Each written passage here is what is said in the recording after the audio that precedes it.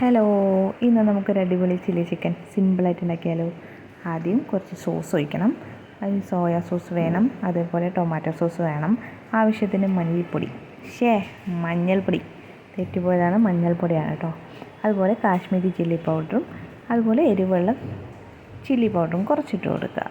ആവശ്യത്തിന് ഉപ്പും ചേർത്ത് കോൺഫ്ലവറും ഇട്ട് നന്നായി മിക്സ് ചെയ്തെടുക്കണം. എല്ലാ ഭാഗത്തും പിടിക്കണം. എന്നിട്ട് ഇത് അരമണിക്കൂർ വെക്കണം കേട്ടോ. ഞാനിത് വേഗം ചെയ്തു, എനിക്ക് സമയമില്ലാത്തതുകൊണ്ട്. ഇനി പാൻ ചൂടായി വന്നിട്ടുണ്ട്, അതിലേക്ക് എണ്ണ ഒഴിച്ചിട്ട് ഇത് നമുക്ക് പൊരിച്ചെടുക്കാം. ഞാൻ കുറച്ചധികം എണ്ണ ഒഴിച്ചിട്ടുണ്ട്. ഇതിൽ തന്നെയാണ് ഞാൻ ഇതിൻ്റെ മസാലയും തയ്യാറാക്കുന്നത്. അതുകൊണ്ടാണ് ഞാൻ കുറച്ചും കൂടി അധികം എണ്ണ ഒഴിച്ചിട്ടുള്ളത്. രണ്ട് ഭാഗവും നന്നായി മൊരിഞ്ഞ് വന്നു കഴിഞ്ഞാൽ ഈ പാനിൽ നിന്ന് നമുക്കിതെടുത്ത് മാറ്റാം. പിന്നെ ഞാനിത് ഉണ്ടാക്കുന്നത് വീട്ടിലുള്ള ഐറ്റംസ് മാത്രം വെച്ചിട്ടോ. എൻ്റെ വീട്ടിൽ ഇപ്പം എന്തുണ്ടായിരുന്നു അത് വെച്ചിട്ടാണ് ഞാൻ ഉണ്ടാക്കിയത്. ഒരു ചിക്കൻ ഇരിക്കണ്ടായിരുന്നു. അപ്പോൾ എനിക്ക് തോന്നി എന്ത് ചെയ്തോ ചില്ലി ചിക്കൻ ഉണ്ടാക്കിയാലോ. അതുകൊണ്ട് പുറത്തുനിന്ന് ഒരു സാധനവും ഇല്ല. ഇതിൽ കുറേ സാധനങ്ങൾ ഇല്ലാത്തതുണ്ട്, കുറേ സാധനങ്ങൾ ഉള്ളതുണ്ട്. നിങ്ങൾക്കും ഇതുപോലെ വീട്ടിലുള്ള സാധനങ്ങൾ വെച്ചിട്ട് ഉണ്ടാക്കാൻ പറ്റും. അപ്പോൾ ട്രൈ ചെയ്യണോട്ടാ. പിന്നെ സബ്സ്ക്രൈബ് ചെയ്യാൻ എല്ലാവർക്കും നല്ല മടിയാണ്.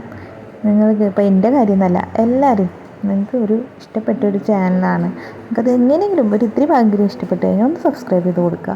കാരണം 1000 സബ്സ്ക്രൈബ് ആവണം, അതേപോലെ ഇത്ര വ്യൂസ് ആവണം, അങ്ങനെ കണക്ക് യൂട്യൂബിനുണ്ട്. എന്നാൽ മാത്രമാണ് അവർക്ക് എന്തെങ്കിലും പേയ്മെൻറ്റ് കിട്ടുള്ളൂ.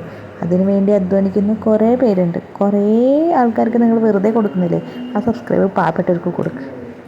അപ്പോൾ ഇത് മൊരിഞ്ഞ് വന്നിട്ടുണ്ട്. ഇത് നമുക്കൊരു പാത്രത്തിലേക്ക് മാറ്റാം. ഇനിയിലേക്ക് സവോളയും ഇഞ്ചിയും വെളുത്തുള്ളിയും പച്ചമുളകും ചെറുതായി അരിഞ്ഞത് ഇട്ട് കൊടുക്കാം. ഇത്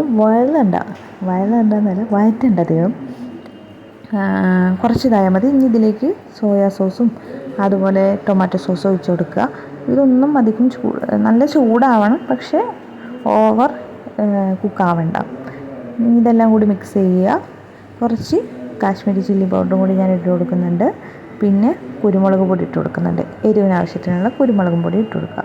നന്നായി ഒന്ന് ചൂടായി കഴിഞ്ഞ് കഴിഞ്ഞാൽ ഇതിലേക്ക് നേരത്തെ നമ്മൾ പൊരിച്ച് വെച്ചിട്ടുള്ള ചിക്കനില്ലേ, ആ ചിക്കനും കൂടി ഇട്ട് കൊടുക്കണം.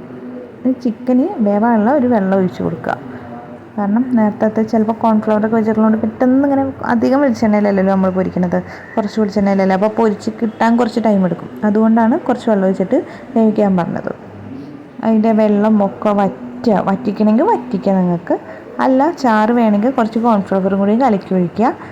എന്നിട്ടൊന്ന് ഇതാക്കി കഴിഞ്ഞാൽ അത് കുറുകി വരും. ഇതിലേക്ക് നിങ്ങൾക്ക്, ഞാനിപ്പോൾ റെഡ് ക്യാപ്സിക്കാണ് ഉണ്ടായിരുന്നത്, അപ്പോൾ റെഡ് ക്യാപ്സിക്കം ഇട്ട്, പച്ചയുണ്ടെങ്കിൽ പച്ച ഇടാം. പിന്നെ അതുപോലെ സ്പ്രിംഗ് ഓണിയൻ ഉണ്ടെങ്കിൽ സ്പ്രിംഗ് ഓണിയൻ ഇടാം. നിങ്ങൾക്ക് എന്തൊക്കെ ഉണ്ടോ അതൊക്കെ ഇട്ട് കൊടുക്കാം.